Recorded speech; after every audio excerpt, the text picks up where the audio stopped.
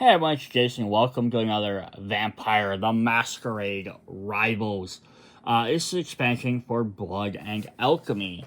So this is going to add two brand new clans in here. We are going to get the Tremere and the Thin Blood. So you're going to get two different ones. And we're going to get some extra tokens. We'll look at the tokens in just a second. I want to flip to what these guys are. So the Tremere, I might be saying that wrong, are warlocks and users of blood sorcery who seek knowledge and power. Let me zoom out a little bit here. They're one of the few clans that have the blood sorcery disciplines. This will be this symbol right there. Just like a little star inside there. I want to say pentagram, but that's not technically correct. So their blood sorcery offers one of the more unique powers in the vampire world, rituals.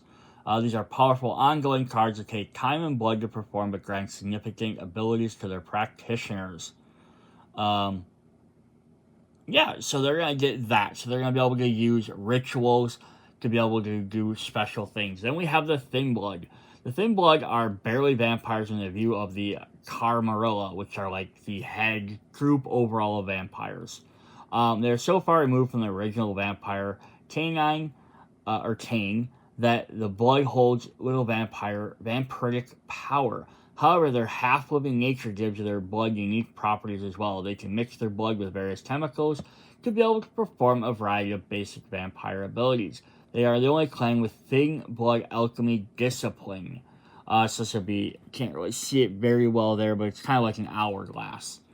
So they're the only ones that will ever have Thin Blood, which allows them to concoct unstable mixtures.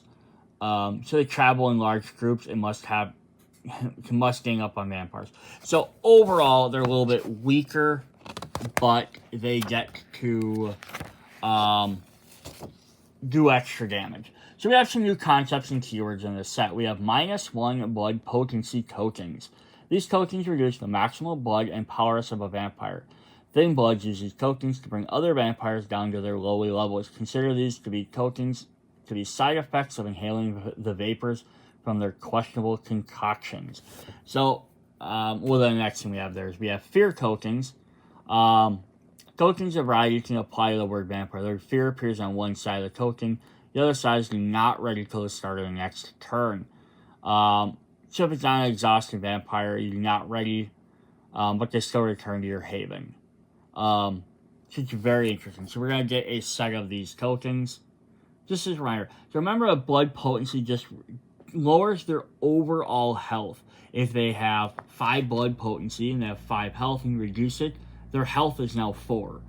But if they had 5 blood potency and 3 health, now their overall blood potency or max health is 4, but they still have 3 health. They don't lose an additional health point. And then on the back of the fear tokens, it's just a reminder of how they work. So those are really fun. We have Alchemy, which are special card types used by Thin Bloods. Alchemy cards grant the Thin Blood Alchemy discipline, attribute bonuses, and access to powerful effects. We have gaining extra actions. There are several methods for gaining additional actions in this expansion. When you gain an action or an unhosted action, it allows you to take another of these actions at type during your turn. These cannot be saved for future turns. And you lose that gain to your turn. So, an additional action does not increase your action count for future turns, basically saying, you get 1. Rituals are ongoing cards that take time and blood to perform. Usually use the blood sorcery. Special is a keyword. In the type bar, they alert you to some kind of special function of the card. This effect will be described in the card itself and break the rules of the game in some way. And superficial is card with this keyword cannot defeat a target. Instead, they typically do a lot of damage, but cannot remove the last blood from their target. So it hits them down to like 1 hit point. We're going to look at some rituals here quick. Ritual is an ongoing action card that costs 2 actions to play. So it costs 2 of your actions, but only 1 vampire with a blood source required to exhaust. However, you may exhaust one additional vampire blood sorcery to reduce the action cost by 2. So if one vampire does it, it costs 2 action, but you can exhaust an additional blood sorcery to make it 1 action. So 2 vampires can perform this a little bit quicker. And so you cannot combine the action, an action and an unhosted action you perform. And when playing a ritual card, place it face up near your haven. To complete, add 1 to 3 blood of your color to the card to any number of characters in play. From any number of characters in play, not in Kapor. Blood of your color refers to your token colors. You can certainly find blood of your color on vampires in your coterie, but you might be able to find them on other characters as well. If a character from other coteries have blood, let's flip this over, of your color, you may add those blood tokens to your ritual as you play it to pay the blood type. So this is kind of interesting. So if somebody somehow gets your blood color in their vampire by stealing it or whatever, you can essentially sacrifice them to be able to use your abilities. Just remove the blood token from that vampire without any attack or any action other than pulling it back to help pay for your costs. That's actually pretty cool. But you must add at least 1 blood to a ritual to play it. So just a couple other things. Spend or remove your own tokens, meaning your foe cannot spend or remove blood of your color until they have none of their own color remaining. You do not spend the last blood token on a vampire, so you can't kill one of your vampires to use it. Ongoing, relentless, some stuff like that. I'm not going to go over every single one. Then we have alchemy. Laws of thin blood to use power of other clan. Alchemy cards attached to vampires in your coterie. Any vampire may attach an alchemy as long as you have at least 1 thin blood in your coterie. These vampires give these cards give a vampire the thin blood alchemy discipline. So basically what this is doing is you're using the thin bloods to create these alchemy potions, but anyone can use them. Blood potency, I already kind of talked about that. So that's all we have for that. So let's go ahead and hop into these.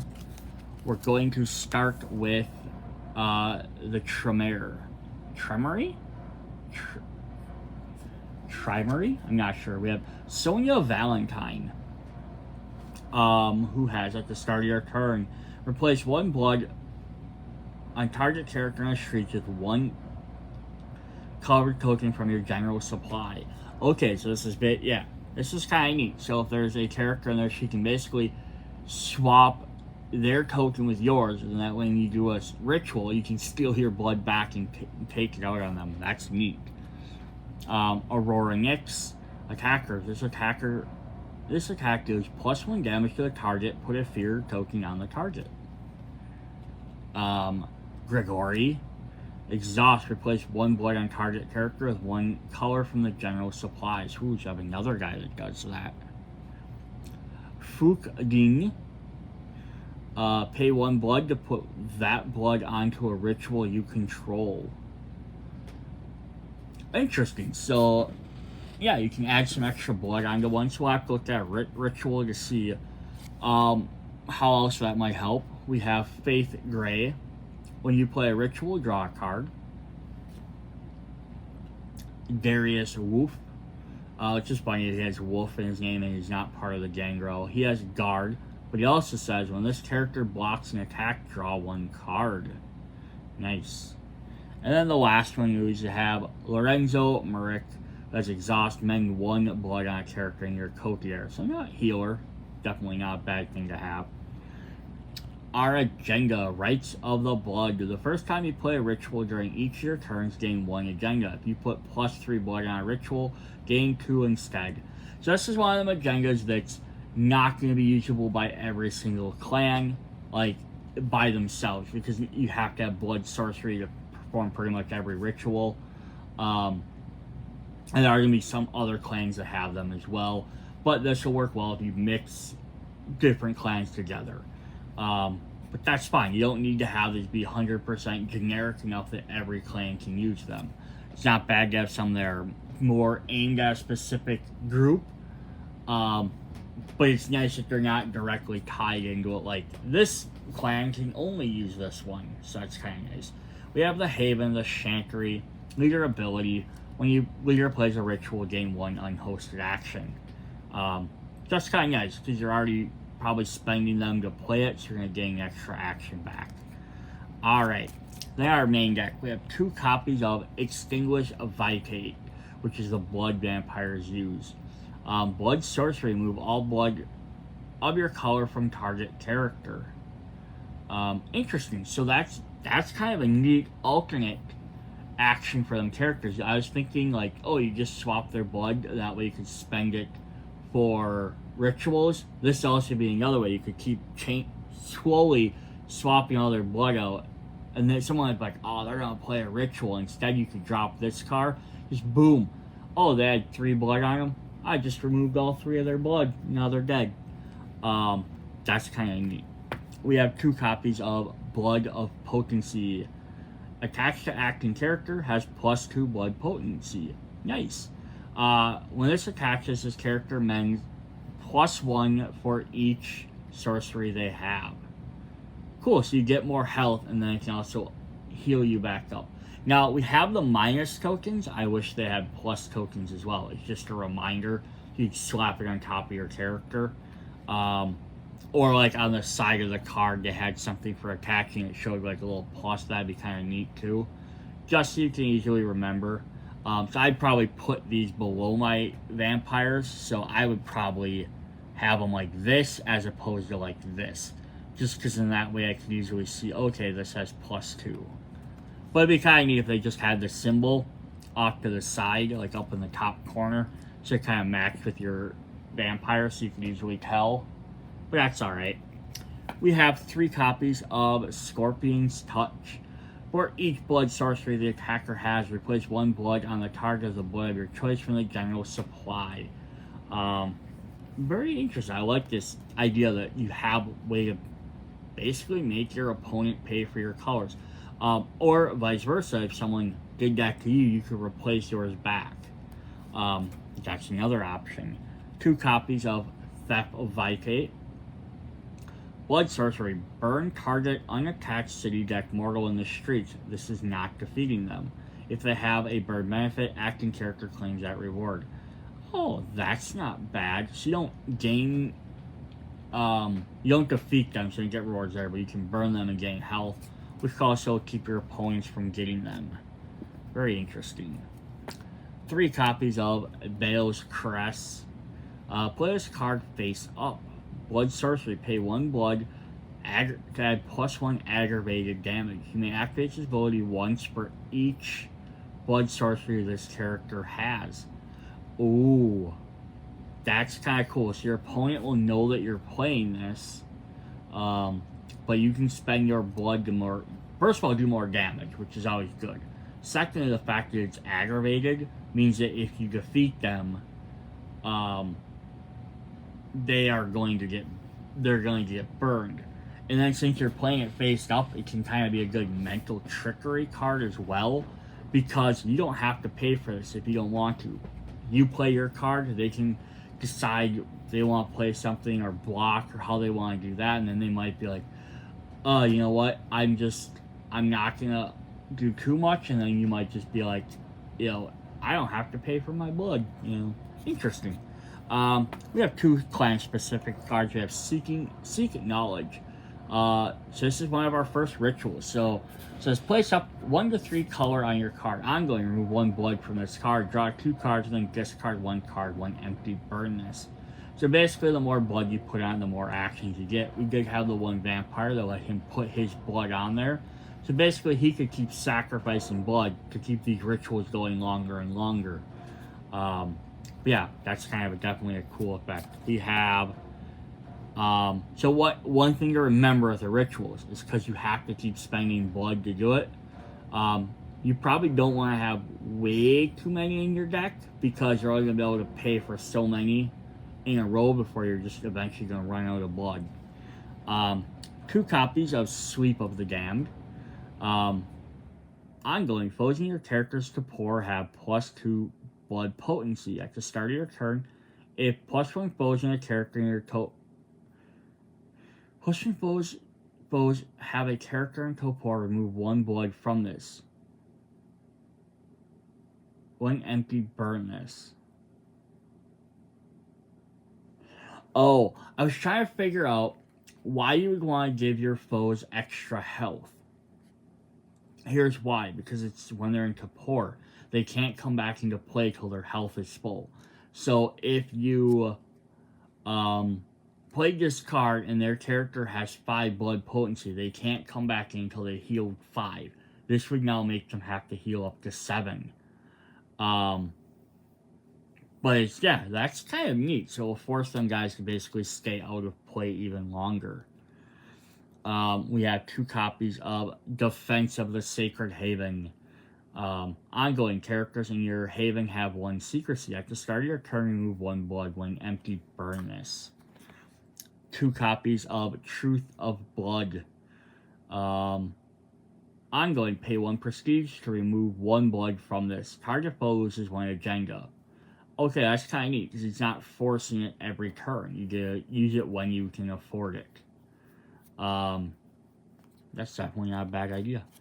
And then 2 copies of Blood Makes Noise. Ongoing, Relentless, means you can play it whenever. Remove 1 blood.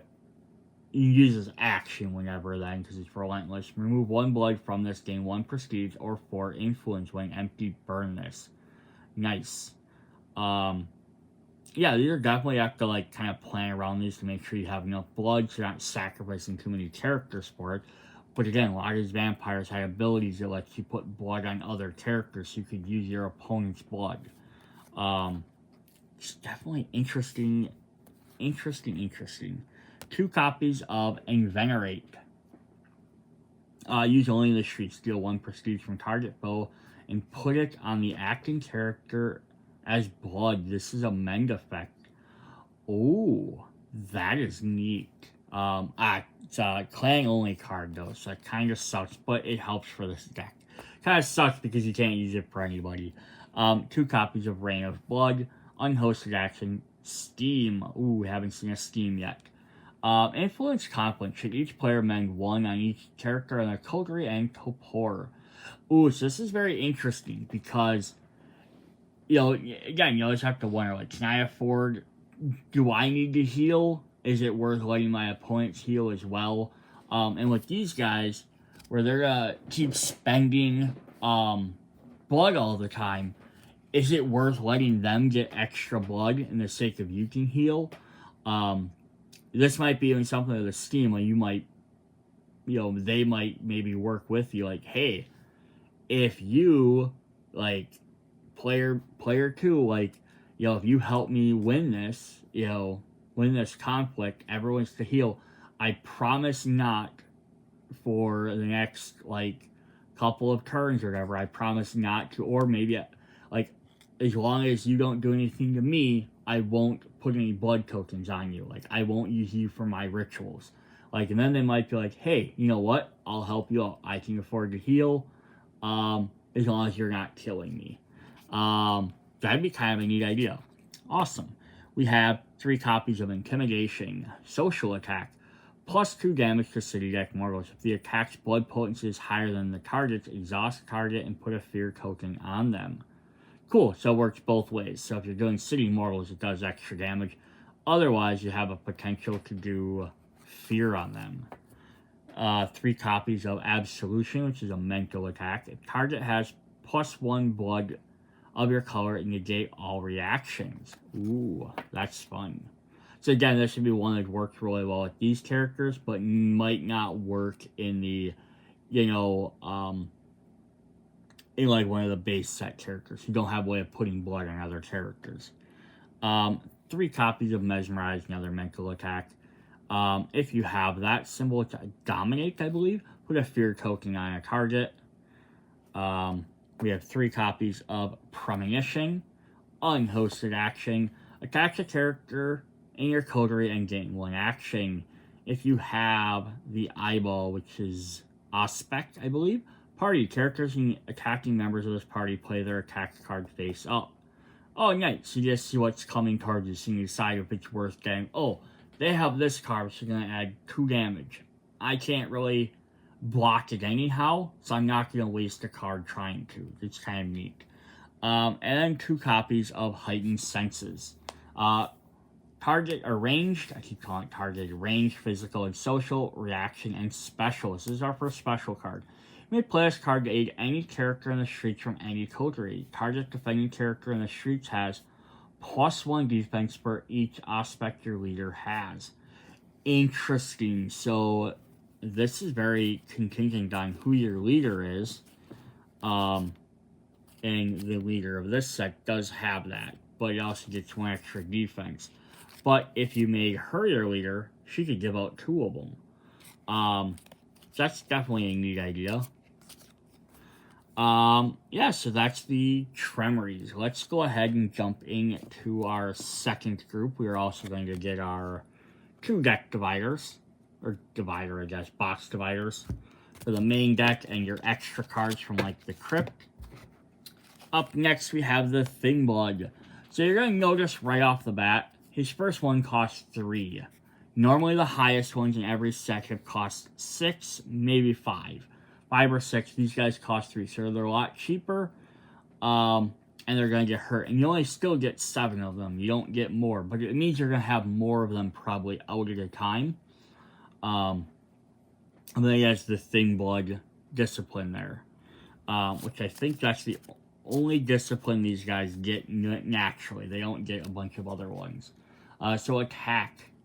Attacker. This attack deals +1 damage to the target for every 2 characters in this party. So everyone you get, the more damage he's going to do. We have, did I even read his name? Jacob Frost. We have Candy Lou. Who's it? Yeah, 2 cost. Attacker. This attacker deals +1 damage to target. Put a -1 blood potency on the target. So yeah, this is where they're gonna shine. They're gonna reduce the overall health of characters.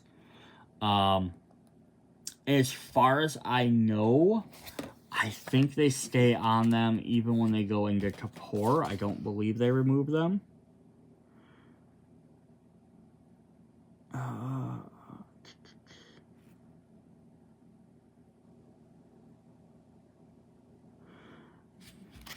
Check this quick. Okay, so I just double checked. They do, when a vampire does go to Kapor, they do remove all their blood, -1 blood potency tokens. But if you get enough on there to reduce their blood potency to 0, they're automatically defeated.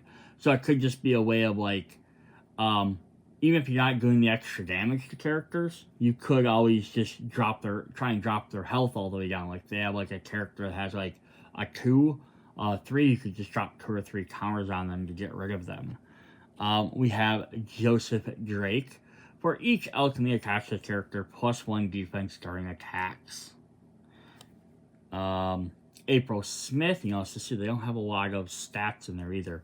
Party attackers with the Thingblood alchemy in this party gain +1 blood potency and fortitude this attack. Pay 1 prestige. Each 1 blood potency character in your coterie has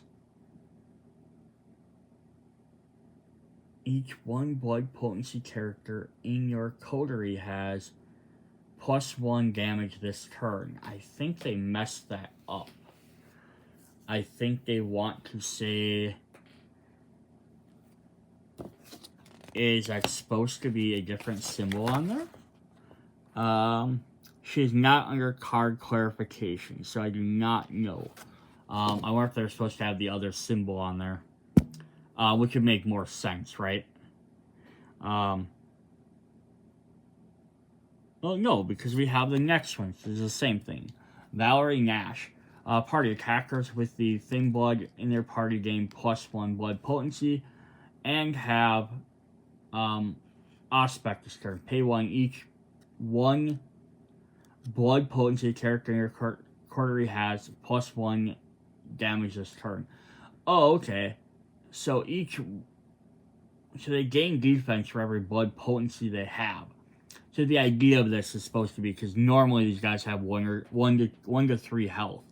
I gotcha. So that means you can pay 1 basically for each one you have. The more characters you have, the more they have. So if I have 2 guys out, so if I have, for example, I have Joseph Drake and Valerie Nash out in my party, or in my coterie, because he has thin blood, he'll have 3 blood potency, and then now because each character, each 1 blood potency has each 1 blood potency character in your coterie has +1. So Valerie, because she only has 1, she gains an additional shield.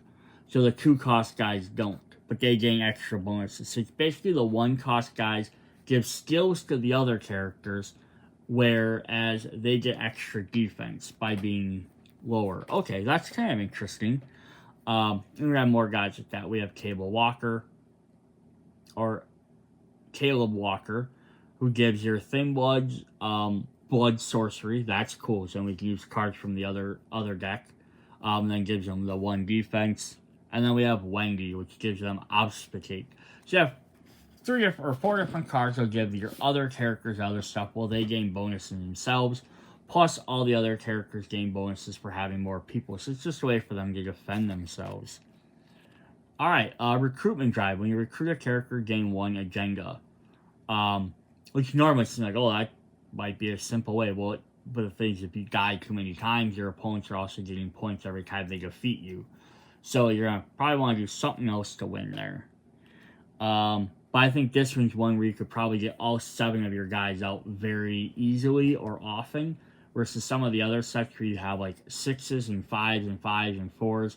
You're not going to necessarily have all 7 of your clan out at a time very often. Maybe once, but I don't think you're going to have them all the time. The Haven is the pit. The first time you recruit a character during each of your turns, +1 action. That's definitely not bad. We have some specific abilities. We have our Alchemy. We have Athenor Caporis. Attach to acting character. If they're a thin blood, gain 1 action. This character gains 1 physical and the thin blood alchemy. So this is kind of neat, because if you attach it straight to a thin blood, they're going to gain just 1 extra action too. But if you attach it to anyone else, they gain 1 physical and 1 and the thin blood alchemy. But it's also neat, you could attach it to your 1 cost thin bloods, which also give them the blood alchemy, which then means their ability would trigger right away, right? So party attackers with the thin blood gain +1 potency. So this would basically make these guys have 2, because now they would have that. But the thing is that it would shut off their bottom ability. So it's a little risk reward. Extra damage and extra health versus less defense. We have 3 copies of Calciato. So if they have thin blood, you gain 1 action. Character gains 1 social and thin blood alchemy. And then the third one we have is 3 copies of Fixiato, which thin blood's gain action. You gain 1 mental and thin blood alchemy. So basically each one gives a different plus to a stat in thin blood, or thin blood alchemy. So hopefully there release some more different alchemy cards, but again, since they're limited to just thin blood, it's going to be harder to include them in like other expansions. We have 3 copies of Far Reach. Move target character to the street as a separate party. Deattach an alchemy card from acting character. Acting character starts an attack against a target who cannot play a reaction. So is this like the guy jumping off of a roof to attack somebody? That's kind of what it looks like. We have 3 copies of Haze. Reaction special. Requires alchemy in the party to play. Play this card face up. Negate a ranged attack or a non-attack effect targeting character in the party. Interesting. So someone has to have an alchemy attack, but then it negates a bunch of stuff. So that's pretty interesting effect. 3 copies of Envelop, detaching alchemy from an acting character. Put a -1 blood token on each character in a target party in the streets. Yeah, it's kind of a neat idea. Really reduce put on each character. That could really mess up some big parties. We have 3 copies of all of the angles. Mental attack, which is superficial. +1 damage for each different discipline the attacker has. This attack cannot reduce the target's blood below 1. So, yeah, if I'm attacking one of my main guys, like they usually have like 3, this should do 3 damage, additional damage. But with the Thin Blood Alchemies, you can add up to 3 different other disciplines. The character might not have. So potentially, if you attach it to the right person, they could have 6 different ones. And then plus the fact is you have your you have your 3 other vampires. Sorry, not the alchemy. You have your 1 cost vampires. There are 4 different symbols. So yeah, you could give one of your guys up to 4, 5, 6, 7 damage with this. But again, you can't. That would kill anybody except all you has 1 hit point. But that's when you drop that one that does. You just saw that puts a -1 blood token on everybody. That would take them out. We have 3 copies of Breakdown. Mental attack. If you Thin Blood Alchemy, put a -1 blood potency on target. 3 copies of Peer Pressure. Social attack, +2 damage for each 2 characters in this party. This is going to do a lot of damage if you have a bigger party out. 3 copies of Dangerous Mixture. Physical attack, +1 for each different alchemy in this party. Again, there's only 3, but 3 extra damage is 3 extra damage. Plus it has 1 already, so it's potentially 4 damage. 2 copies of Sunrise Surprise. Cannot be played during the first or second action of your turn. Play only in the streets, deal 2 aggravated damage to acting character and target character in the streets. So you're gonna essentially hurt yourself, but you could definitely probably take out somebody else with it. 3 copies of Back to Formula. Blood-Thin Alchemy, Discipline. Reveal the top 4 cards of your library. Draw each revealed alchemy and discard the rest. If you draw none, put 1 alchemy from your discard pile in your hand. Ooh, a nice search card, which will work regardless of how you get it. You're going to get 1 alchemy one way or the other. Well, I guess maybe not, because there could always be that potential that none of the top 4 cards are alchemy, and you don't have any in your discard pile. We have 3 copies of Crossbow, a ranged attack. Discard 1 card. Attach crossbow to the target if they have 2 or fewer attachments. This character cannot mend during their end phase. Interesting. Yeah, not bad at all. And then we have 2 copies of Out of Time. Action and Conspiracy. Ooh, we haven't seen a conspiracy yet this game. Play a space down and place 1 Prestige on it. If this card is +3 Prestige on it, you may resolve it during your turn. Target foe who did not contribute loses 1 action during their next turn. So again, Conspiracy, you work with other players. You can show this card, they have the option to put more Prestige on there, and then at some point you can flip it face up. And you can make other players another target foe lose an action. But you cannot target anyone that helps you pay for it. You could pay for all of it yourself and then target anybody, or you could join up with person like player 2 and be like, hey, you know, help me out with this. We can maybe we'll attack someone else, or I won't hit you with it then at least. Just some interesting things there. Alright, then we have the Thin Blood Dividers. And we're going to jump in and look at our Crypt, which are all our bonus cards. So we're going to start off with our additional agendas. Knowledge is power. The first time your leader exhausts in the streets during each of your turn, if you have +6 library cards in your hand, gain 1 agenda. If you have exactly 10 library cards in hand, gain 2 instead. Interesting. I don't know if anyone has a ton of draw effects in this set. If this leans more towards one or the other. I would say this probably leans more towards the Tremere, just because Thin Bloods are going to be trying to probably play a lot more cards. Then we have Street Brew. At the start of your turn, if you have a character with Alchemy in your coterie, gain +1. Again, you have 3+ characters have Alchemy, gain 2 instead. So this is obviously the Thin Blood one. University Library. Characters in your Haven have 1 secrecy.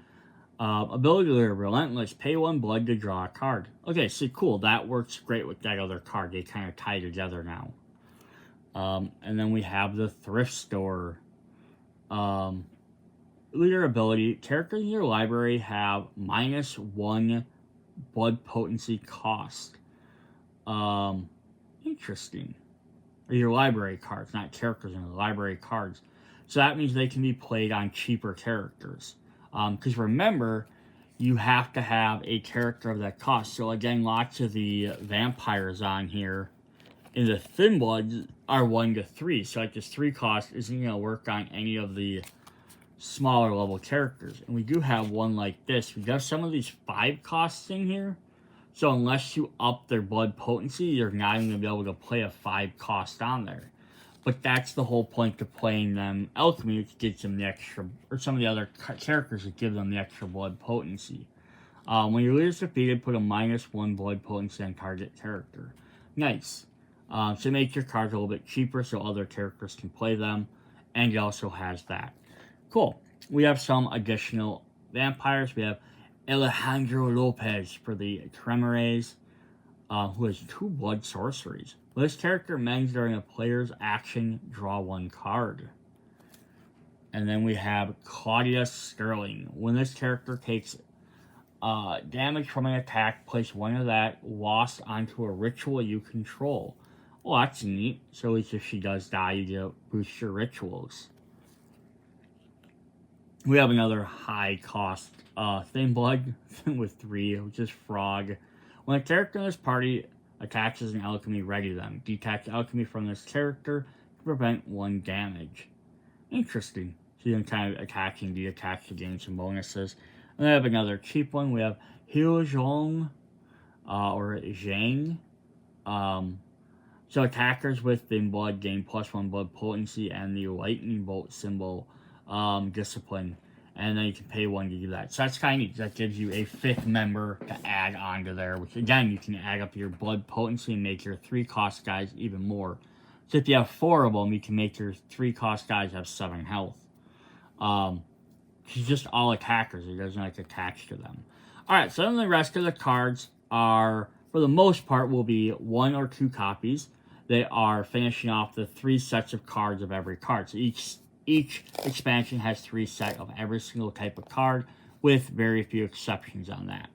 So we're going to hop in this. I'm not going to reread the ones we have, but we have 1 Blood of Potency, 1 Theft of Vitate, 1 Seeker of Knowledge, or Seek Knowledge, 1 Sleep of the Damned, 1 Defense of Sacred Havens, 1 Truth of Blood, 1 Blood Makes Noise, 1 Innervate, 1 Rain of Blood, 1 Heightened Senses, 1 Extinguished Vitate, 1 Sunrise Surprise, and 1 Out of Time.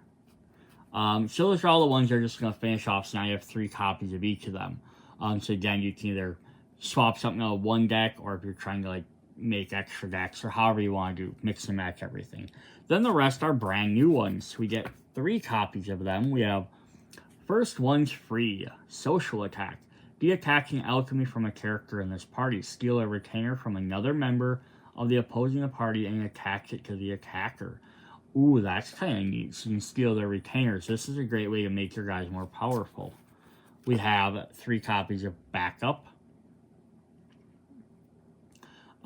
Physical and social reaction, +1 for each card attached to this character.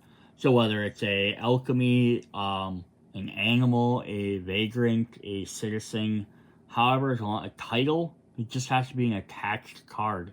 That's actually a really powerful card that can be used all over.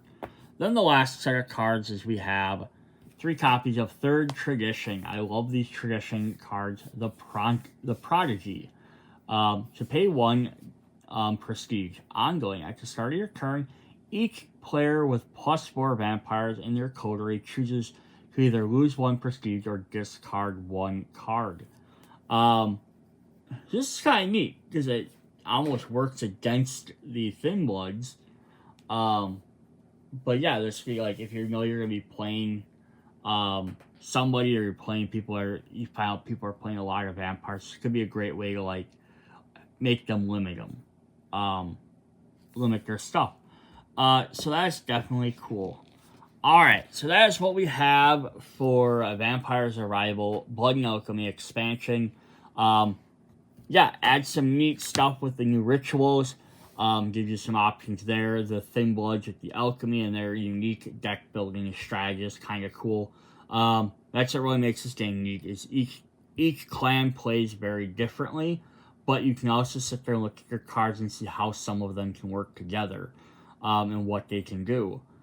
Like these two might not mash together as well as maybe some of the other ones, but you could definitely do it. You could figure out ways to do it. Maybe even gives you the option playing the 1-cost Thin Bloods with some of the higher Tremere. That way you could have the extra bonuses from them, but they wouldn't be able to give out the extra bonuses because they wouldn't have the Thin Blood.